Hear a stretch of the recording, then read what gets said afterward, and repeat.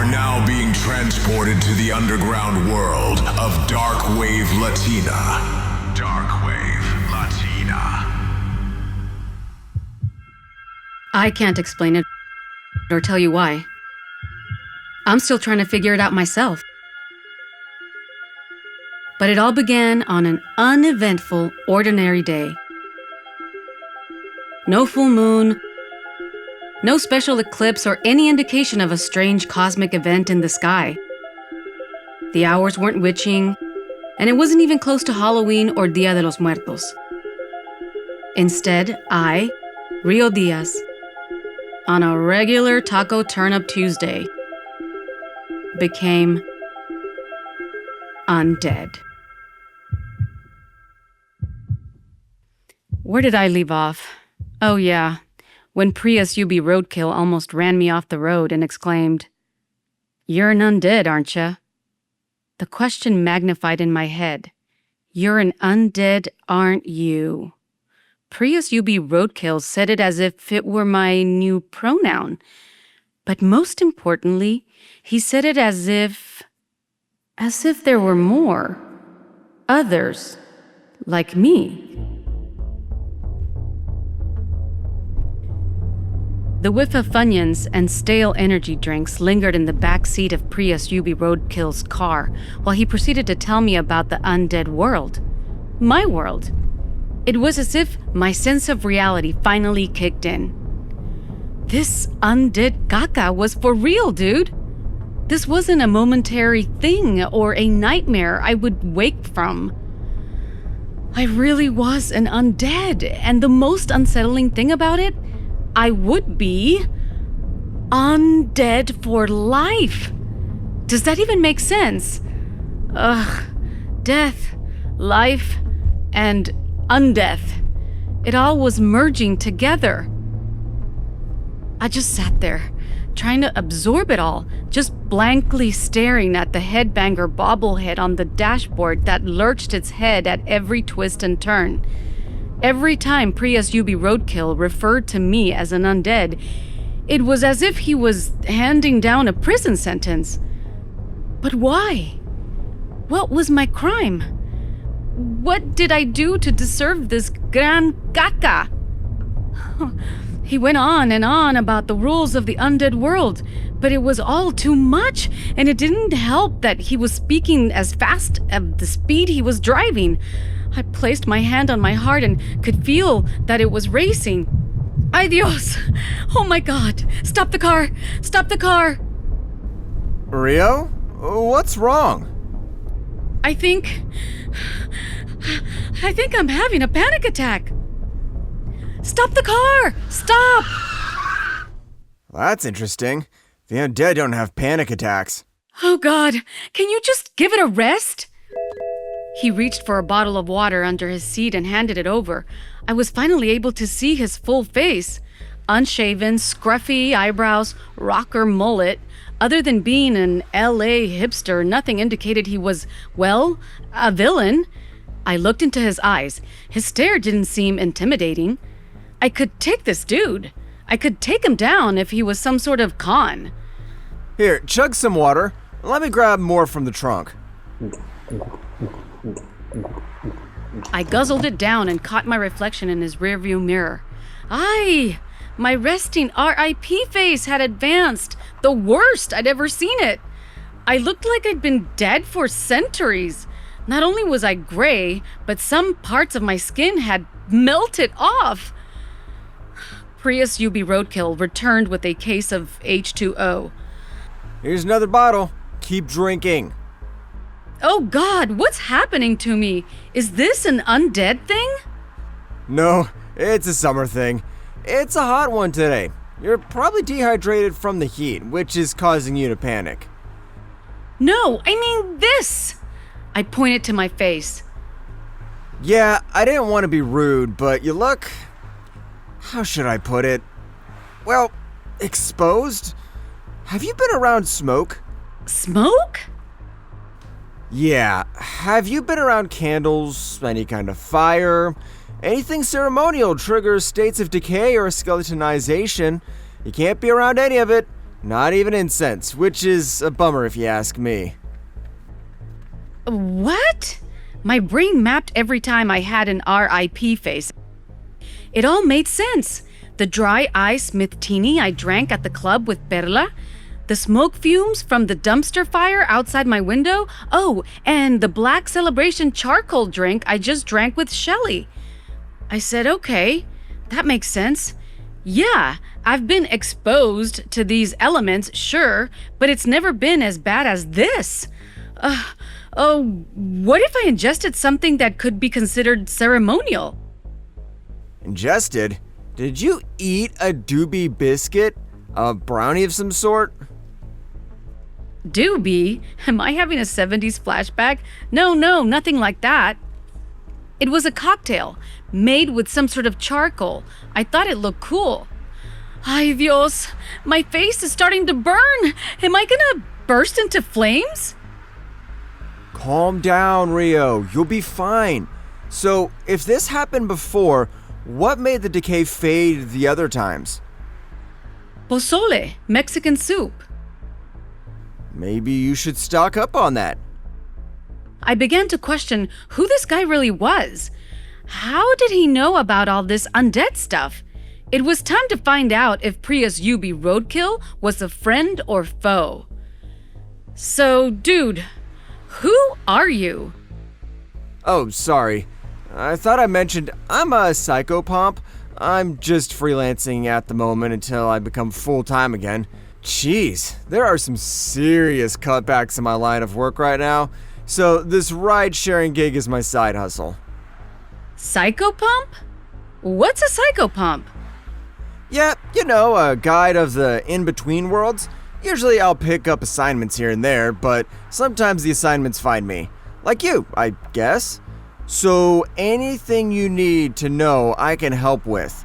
But first, can I give you my spiel on the do's and don'ts of being an undead? I kinda need to rush so I can get back to my riders.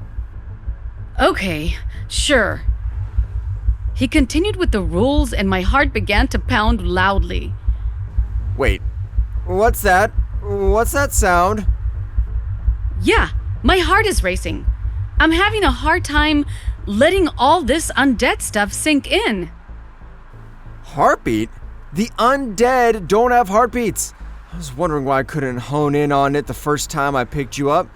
I pride myself on my highly attuned undead radar, but this is the first. You still have a heartbeat. This day just got weird. Oh, it just got weird? Welcome to my world. Wow, I'm really stumped. I don't know what to tell you other than, yeah, good luck with that. Good luck with that? Look, if you're a psychopomp or my guide or whatever, I need answers. First of all, how did I become this way? That's not my department. Anything else? This guy, he was starting to get on my nerves. Then maybe you can tell me why only fragments of my memory are coming back? Which mainly consist of my teen angst years? How long will it take to recover my full memory? Whoa, you remember your old life? The undead I'm assigned to are mainly zombies. They don't remember their past lives, and they certainly don't have a heartbeat. You see, I can't be undead. I remember my family and some of my friends. How can I connect with them? Maybe they can help me. Yikes, this is weird. I don't know how to tell you, but you don't. The undead doesn't ever connect with its past life or the people you knew. But I just saw my friend Shelley. We just hung out. If I can hang out with her, surely I can see my family again. Wait, what? You just hung out with an old friend of yours? I'm really perplexed. It's like you're in a limbo sphere. You haven't fully transitioned yet. This is crazy. I'm gonna have to ask around about your situation, but you are, for sure, undead. Your face says it all. Welcome to your new Vida Loca, chica. Oh, this freaking dude. I had it with Prius UBRoadkill. No answers, and on top of it, my face was scorching. I just needed to get the hell out. I jumped out of the car and ran onto the desolate street. He drove behind me, yelling more gibberish. If you have any more questions, check in with Stan, the death guard at your building. See ya. I flipped him off and continued to run. I needed to hide and process it all, even with my advanced stage of RIP face.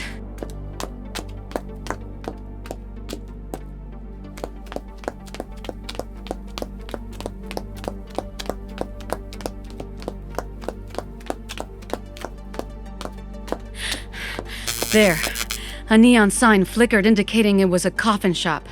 It somewhat resembled my Tio Lalo shop. It was gated and boarded up. I peeked in from the graffiti-stained window and realized it was abandoned. I circled around the back and yanked on the rusted door handle. Okay, Rio. At the airport, when I ran away from security, I had superhuman strength. Let me tap into it again. Darn it! That's something I should have asked Prius UBRoadkill. Do I have superpowers? Come on, Rio. Pull! Oh, Ikaka! Not as easy as I thought. Then I thought of Prius UBRoadkill's smug voice telling me I'm going to be a zombie. He was like, That's not very undead-like. No, undeads don't have hearts. No, you can't see your family again. how dare he? Undead-splaining me? I'm Rio Diaz, not a freaking zombie. Huh. Ugh. Ugh. The door swung open.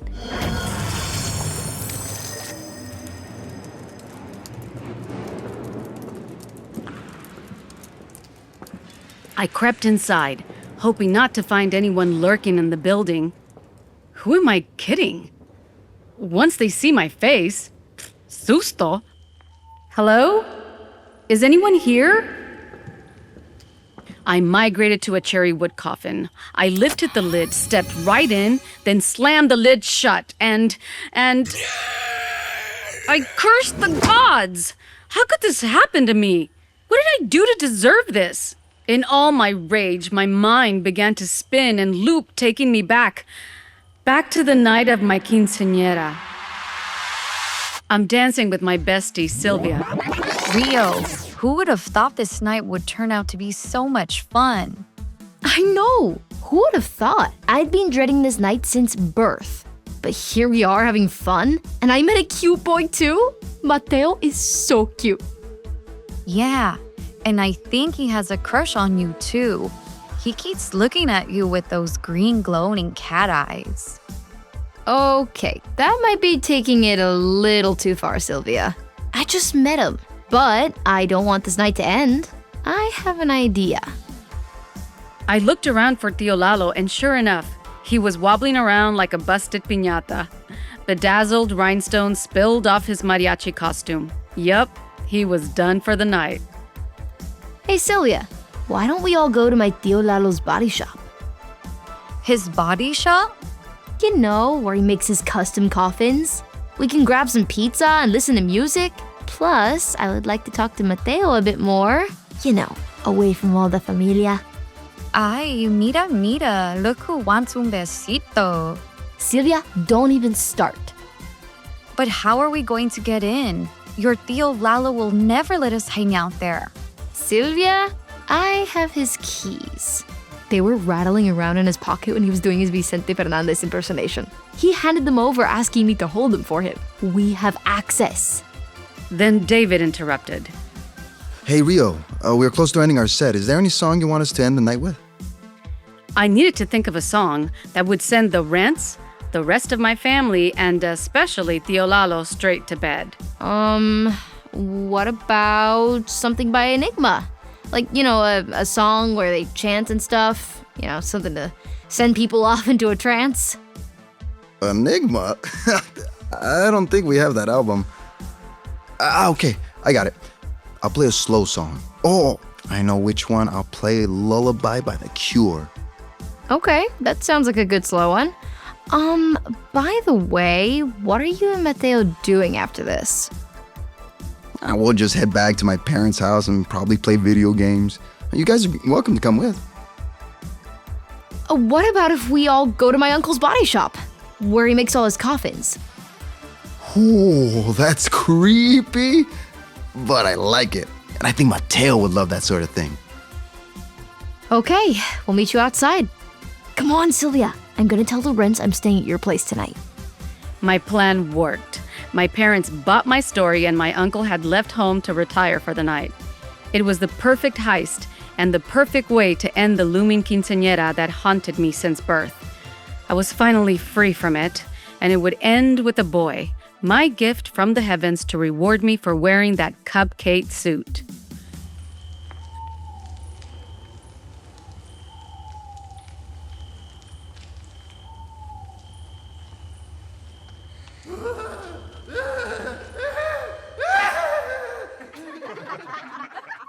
I turned the key and we were in. Everyone stood in awe of my uncle's shop. Whoa, it's so cool. Look at all the coffins. Rio, wow, this is so awesome. Well, for being a coffin factory. Yeah, I used to come here and just hide from the world. I don't know why, but it's one of my favorite places. That's because you are a goth. You've been a goth in the making since you were a kid. Hey guys, I have an idea. Let's play hide and seek. Coffin scratch. Sylvia was my bestie, but sometimes she pushed things too far. I knew where she was heading with this idea. She wanted me and Mateo to sneak away and have a kiss. I was way too shy and nervous for that. Well, that's a fun idea. I mean, this place is perfect. There's so many nooks and coffins to hide in. Sylvia, we are too old for that. I whispered in Sylvia's ear. Idiota, I know what you're up to. Sylvia playfully winked at me and proceeded to further embarrass me. Rio, you and Mateo should go hide, and David and I will count to 100. I threw Sylvia the evil eye, and both her and David started the countdown. Mateo and I scurried off. Mateo, hey, this way. I know where we can go. I led him to a coffin my uncle had just started to build. It was in the shape of a keyboard. Come on, let's get in. You mean go inside? Okay. I quietly shut the lid, and we were both met with pitch darkness. Wow, this is a little scary, it's so dark. I can't even see you. Whoa, your eyes are glowing like cat eyes. Dude, those are cool contacts. Anyway, okay, let's adjust the light. If I'm right, all you have to do is clap twice. You want me to clap twice? Yeah, on the count of 3. Clap twice. Mateo clapped twice and triggered a nightlight feature. My Tio Lalo liked to add little tricks in his work, just in case the dead ever woke. Presto, let there be light. That's super cool. Does this coffin come with a boombox too? That's a great idea. I'll give my uncle that tip. He turned on his side and looked straight into my eyes. I got shy and began to ramble. Oh, well, maybe he should also install a mini fridge with some Fanta or, oh, my favorite, Grape Crush. You know, I'm really glad I met you. I wish I didn't have to leave tomorrow. What? You're leaving? Already? Hi, me, that's so soon. But I guess I'm happy I met you. I really like you. I really like you too, Rio. Maybe you can visit me in LA? You would love it there. There are so many music spots I would love to take you. Really? Yeah, I would like that. He warmed closer to me. Here we go. It's all happening, I thought. My first kiss. And in a coffin, too. And on the night of my quince. He leaned in and just as I was about to melt... Oh, David. 5, 4, 3, 2, 1.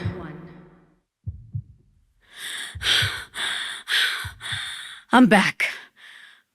These flashbacks, they must mean something. Hope? I still had hope, and if I wasn't able to connect with the living like any family, I'll connect with the dead. I had a mission. I was going to find Mateo, and he would lead me back to my family, back to my home. After all, I still had a heart. I reached for my Rosario beads that rattled in my pocket and kicked the coffin lid wide open. Nothing was going to stop me, not being undead or not even the rules of the undead world. I had a mission and mi corazón was going to lead the way. But first, I needed pozole soup.